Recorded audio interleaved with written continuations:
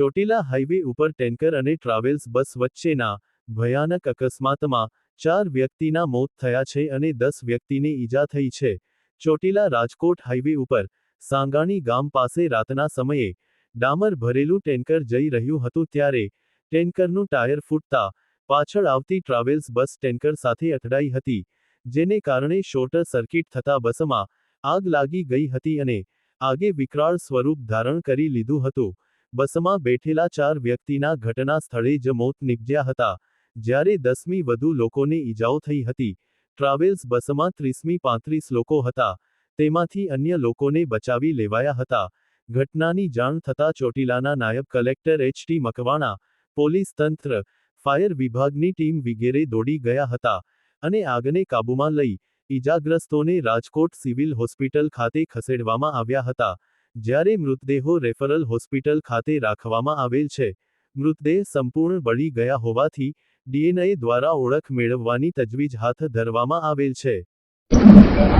ગઈ રાત્રે આશરે 1:30 વાગ્યાની આજુબાજુ અમદાવાદ રાજકોટ હાઈવે પર સંગાણી પાટિયા પાસે એક લક્ઝરી બસ અને ડામર ભરેલા ટેન્કર વચ્ચે અકસ્માત થયેલો, જે અકસ્માતમાં આગ લાગી જવાના કારણે, દાઝી જવાના અને ઈજાના કારણે 10 વ્યક્તિઓને ઈજા થયેલી, જે લોકોને ચોટીલા સરકારી દવાખાને લઈ ગયા અને ત્યારબાદ એમને રાજકોટ રિફર કરવામાં આવ્યા અને એના પછી 4 ડેડ બોડી અંદરથી કાઢવામાં આવી અને હાલમાં તપાસ ચાલુમાં છે।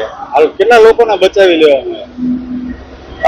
બસની અંદર આશરે 35 થી 40 વ્યક્તિઓ હશે એવું અનુમાન છે, જેમાં 10 વ્યક્તિઓ ઇન્જરી થયેલી અને 4 ડેડ બોડી મળી, બાકીનાઓને બચાવી લેવામાં આવ્યા અને તેઓને રવાના કરી।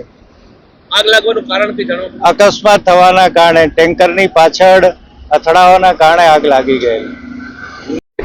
આજે મોડી રાત્રે 1:30 વાગે ચોટીલા રાજકોટ હાઈવે ઉપર સાંગાણી જે ગામ આવેલું છે ત્યાં પાટિયાની નજીક એક ખાનગી ટ્રાવેલ્સ અને ડામર લઈ જતો ડમ્પર વચ્ચે અકસ્માત થયેલો છે અને આ અકસ્માતની અંદર 4 લોકોના મૃત્યુ થયેલા છે અને જે 4 લોકોને ચોટીલા રેફરલ હોસ્પિટલ ખાતે પોસ્ટમોર્ટમ માટે લઈ જવામાં આવેલ છે।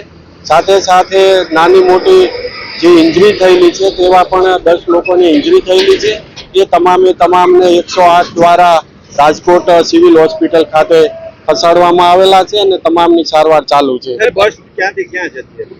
બસ અમદાવાદથી રાજકોટ સાઈડ જતી હતી અને જે આગળ જે ડમ્પર જતું હતું, જે ડામર ભરેલો, એને ડમ્પરનું પ્રાથમિક દ્રષ્ટિએ ટાયર ફાટતા એ ટાયર સળગી ગયું હતું અને પાછળની સાઈડ આ ટ્રાવેલ્સ અથડાણ્યું એવી વિગત સામે આવે। કેટલા લોકોને બચાવી લેવામાં આવ્યા? કેટલા હતા? 35 થી 40 લોકોને બચાવી લેવામાં આવે છે।